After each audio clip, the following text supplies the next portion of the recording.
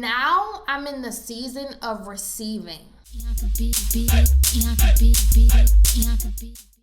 What's up, you guys? It's your girl Bianca B, and welcome back to my channel. If you are new, make sure you guys check out my celebrity interviews, vlogs, and makeup tutorials. So in today's video, we are talking about how to ask for help. We about to get into it because this is something that has been truly difficult and challenging for me, how to ask for help. I'm going to give you some strategic steps on how I've learned to just stop being so overly independent, which is really hard. You know, I actually hate that word. I actually hate the word independent, and so we're going to talk about it today. So if you guys want to learn how to stop accepting the bare minimum and start asking for help. So in this show, we talk about business, finances, and friendships, and I feel like it plays a huge component into asking people for help.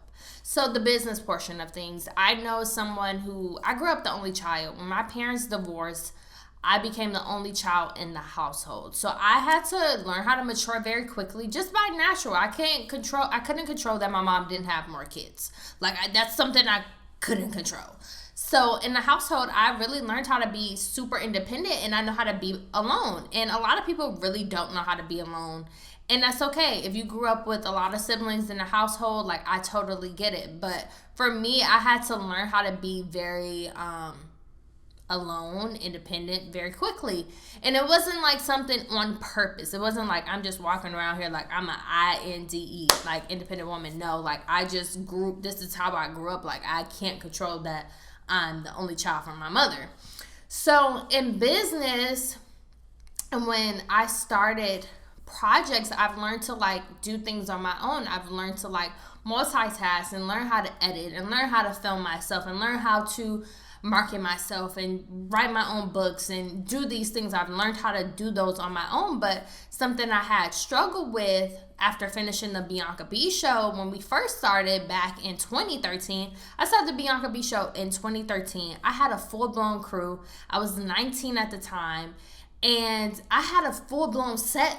If you came to my show, it was high level of functioning production. I was a leader. I had to lead people. And so during that time, I really knew how to ask for help. I had a whole team. And when I finished school and I finished the show and didn't have access to the studio space anymore, that was really hard for me. I felt like such a failure because I was I have this big production. I have these 3 cameras set up. We had jibs. I had an 8 to 10 people crew. And when I no longer did the Bianca B show, I felt so unfulfilled. There was a part of me that just felt incomplete. So doing this now is very therapeutic for me, but I miss having a team. I miss having that full-blown production.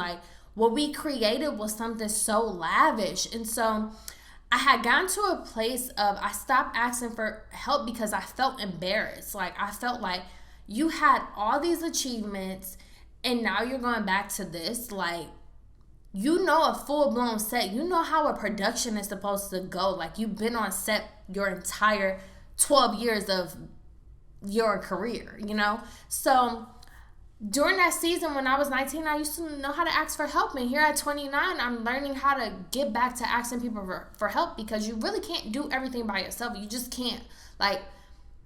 You can, but it will take longer.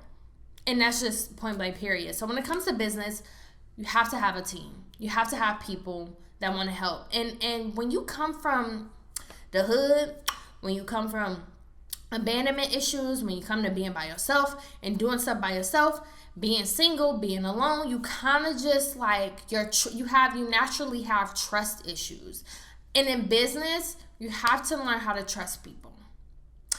And even when I've had bosses in the past, I wasn't a fan of micromanaging. So I knew that that's not how I wanted to lead people when I do eventually have a full-blown staff again. What's important to me is learning how to lead and trusting people to do those things. And I feel in business, we have to trust people in their work and their creativity because that's what's going to keep them at a company very long term. I've worked so many jobs, and the last job that I had in film, I didn't feel appreciated. I felt very I felt very unappreciated, and I was low pay. I was the lowest paid booking producer, which I didn't find out until later in my career, well, like later on in the season. And I felt like I was not appreciated, and I was busting my ass. Like, I had bookings and bookings after bookings after bookings. I would have like 8 to 10 people on each show. Like, I was dealing with models, I was dealing with celebrities and their publicists. Like, I was dealing with a lot of different people.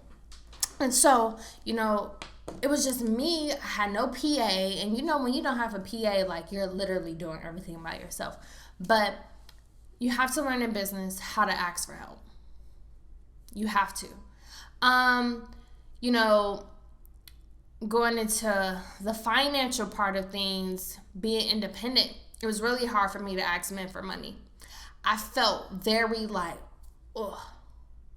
I would be like, oh, okay, well, you did something nice for me, thank you. Oh, are you sure? Now I'm in the season of receiving. If a man wants to do something for me, if a man wants to provide, I'm going to let him do that.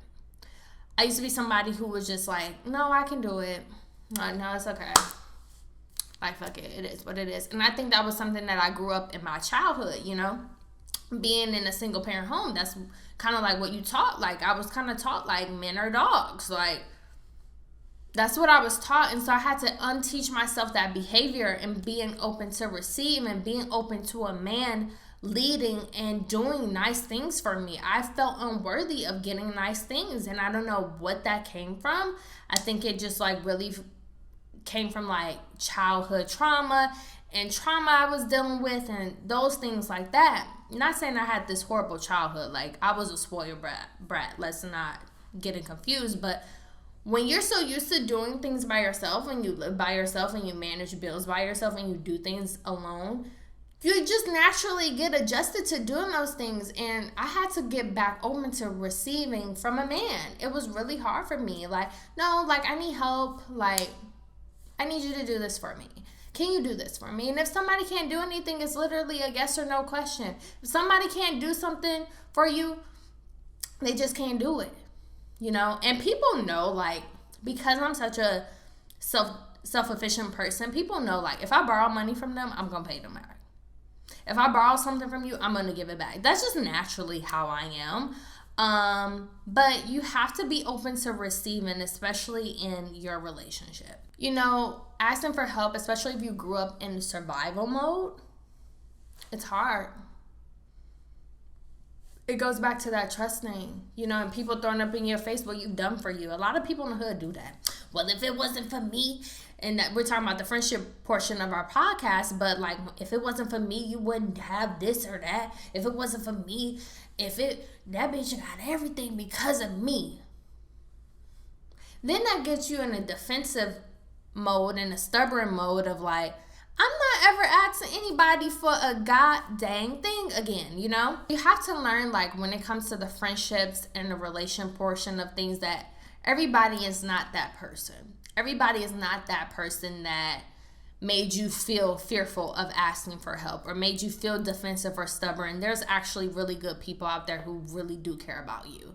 So these are tips that I had to learn. These are things that I had to learn. So recapping from this, being open to receive is important. Learning that with asking for help is either yes or no. Either people are going to do it or they just can't do it. Everybody's not going to treat you the same. Don't be so stubborn and in survival mode all the time. Be truly opening to receiving. Yeah, those are my tips on, stop being afraid to ask for help. It's your girl, Bianca B. Make sure you guys follow me on Instagram and Twitter at It's Bianca B. Also, subscribe to our podcast, leave a rating. I'm super excited to be starting back. This show is, like I said, is very therapeutic for me. I'm super, super grateful and happy. And I just want to say thank you, guys. Thank you so much. Bianca beat it, Bianca beat it, Bianca beat it, Bianca beat it, Bianca beat it, Bianca beat it, Bianca beat it, Bianca beat it.